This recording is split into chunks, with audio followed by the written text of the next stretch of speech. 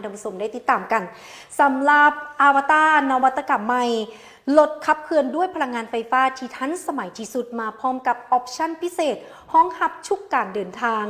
สำหรับในวันที่29พฤศจิกายนที่ผ่านมาอยู่ที่ศูนย์การค้าพาร์คซันบริษัทลาวธานีได้จัดพิธีเปิดตัวรถอวตาร11 และ 12 โดยมีสโลแกน New Era New Luxury ความหรูหราเหนือระดับที่ทานสัมผัสได้ซึ่งได้เปิดตัวมาเป็นการเปิดตัวแทนจำหน่ายอย่างเป็นทางการโดยมีทานรัศศรีพล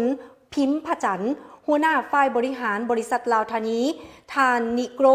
กลัวนานผู้อำนวยการฝ่ายต่างประเทศของอวตารทานจางฟานผู้จัดการผลิตภัณฑ์ของชางอานประจำอาซีตะวันออกเฉียงใต้มีคะแนนการที่เกี่ยวข้องลูกค้าและสื่อมวลชนก็ได้เป็นเกียรติเข้าร่วมซึ่งในพิธีดังกล่าวทานรัศศรีพลพิมพ์ผจันได้กล่าวว่าในการเปิดตัวในครั้งนี้กลุ่มบริษัทลาวธานีได้ประกาศวิสัยทัศน์ยกระดับการขับขี่สู่อนาคตภายหลังที่ว่าได้หับไส้สังคมมาหลายกว่า40 ปีด้วยมาตรฐานบริการระดับสากลและก็มีความมุ่งมั่นเพื่อที่จะมอบคุณภาพชีวิตที่ดีให้กับลูกค้าซึ่งเป็นการเปิดตัวอวตารในครั้งนี้จะนำทุกทานเข้าสู่ยุคสมัยของรถไฟฟ้าซึ่งอวตารบ่เพียงแต่เป็นรถระดับพรีเมียมเท่านั้นแต่ยังมีความล้ำสมัยทางด้านเทคโนโลยีขั้นสูงอีกด้วยพร้อมทั้งเป็นสัญลักษณ์ของอนาคตที่ยืนยงที่ผสมผสานระหว่างความหรูหราและนวัตกรรมความรับผิดชอบต่อสิ่งแวดล้อมให้กับคนลาวอีกด้วยพร้อมเดียวกันนี้ท่านนางบัวแก้วพรวิดาผู้จัดการฝ่ายขายและการตลาดอวตารลาวยังได้ขึ้นกล่าวภาพรวมของอวตารว่าจุดเริ่มต้นของอวตารโนเมน 2018 โดยการเข้าร่วมหุ้นระหว่าง3 บริษัทยักษ์ใหญ่ชางอานแคทแอลและหัวเว่ยโดยได้นักออกแบบสื่อดังจากเยอรมันทานนาเดอร์ฟากีซาเดภายใต้3หัวใจหลักที่สำคัญของอวตารนั่นก็คือ 1. ไฮเทคก็คือเทคโนโลยีที่อัจฉริยะระดับสูงจากชางอานแคทแอลและหัวเว่ย 2. แมนไฮสไตล์การออกแบบที่สวยงามล้ำสมัยโดดเด่นเป็นเอกลักษณ์โดยนักออกแบบนาเดอร์ดีไซเนอร์และก็อันต่อไปก็คือ High Value ประสบการณ์ผู้ใช้ระดับพรีเมียมคุ้นค่าที่สุดในระดับความหรูหราซึ่งจุดเด่นของอวตาร11 SUV 5 บนนั่งขนาดใหญ่จะเป็น Global Version หัวซาก CCS 2 และก็จะเป็นเมนูภาษาไทยมีทั้ง Apple CarPlay และก็ Android Auto ซึ่งว่าท่านใดที่ว่านำไส้แบบเป็นระบบ Android หรือว่าจะเป็นApple ก็สามารถใส่ได้เสื่อมต่อได้ส่วนล่างสปริงแบบนุ่มออกแบบพิเศษความหรูหราที่ว่ามีความทันสมัย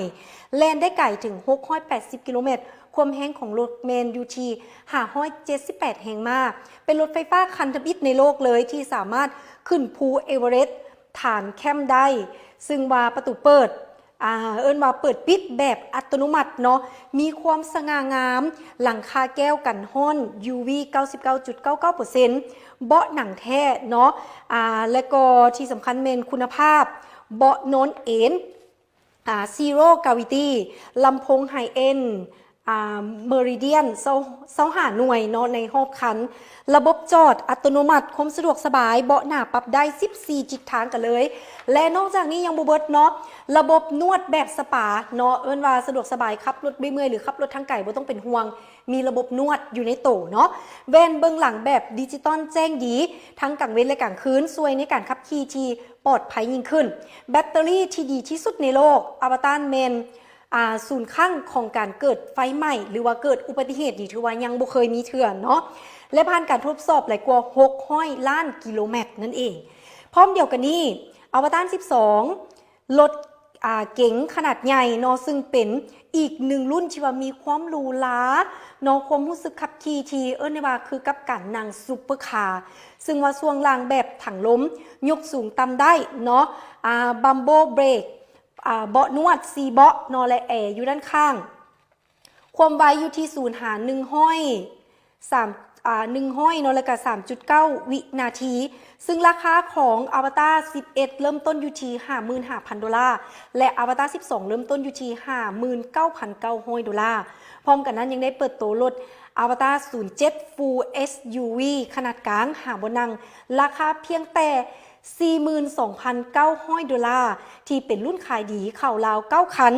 ซึ่งขายหมดภายในเวลา2อาทิตย์เท่านั้นนี่คือการการันตีได้ว่าคุณภาพและก็การออกแบบที่สวยงามหรูหราเนาะพร้อมทั้ง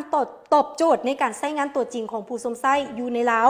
ยิ่งไปกว่านั้นเนาะสำหรับลูกค้าที่ออกรถจากอวตารลาวเมนมีบริการหลังการขายโดยจะมีสั่งฝีมืออาชีพเนาะพร้อมทั้งรับประกันแบตเตอรี่และมอเตอร์8ปีน้ำกันเนาะก็คืออยู่ที่ 160,000 กิโลเมตรแถมตู้ซากอีก11กิโลวัตต์เนาะในรถทุกคันพิเศษเฉพาะลูกค้าที่จองภายในงานเมนจะได้รับของแถมและก็ส่วนลดพิเศษจากอวตารอีกด้วยสนใจสอบถามข้อมูลเพิ่มเติมได้ที่ห้องการขายเนาะศูนย์การค้าภาคสั้นใต้ดินหรือเข้าไปทดลองขับหรือสัมผัสตัวจริงได้ก่อนอยู่ที่ลาวธานีกุนจักรหลัก7บ้านศรีวิไลเมืองไซธานีนครหลวงวิจันทร์หรือสอบถามรายละเอียดเพิ่มเติมที่หมายเลขโทรศัพท์02058181999นี่ก็ถือว่าเป็นอีกหนึ่งนวัตกรรมใหม่ระดับโลกเลยก็ได้ที่ว่ามาโฮดมาถึงประเทศลาวแล้วสำหรับผู้ใดที่ว่าเบิ่งหารถไม่อยู่ก็อย่าลืมไปทดลองขับกับเพิ่นกันได้เนาะก็เป็นรถไฟฟ้าที่ว่าเป็นพลังงานไฟฟ้าที่ว่ารักษาสิ่งแวดล้อมรักษาธรรมชาติบริบทความคิดเองเนาะและก็ที่ว่าออปชั่นนี่ครบเลยใครสนใจก็ไปเบิ่งกันได้เด้อพอเบิ่งตามภาพบรรยากาศที่ว่าออกเมื่อกี้โอ้ยงามแฮงความหรูความหล่าเนาะราคาก็อยู่ระดับเครื่องกลางๆที่ว่าเฮาสามารถที่ว่าจับต้องได้เนาะ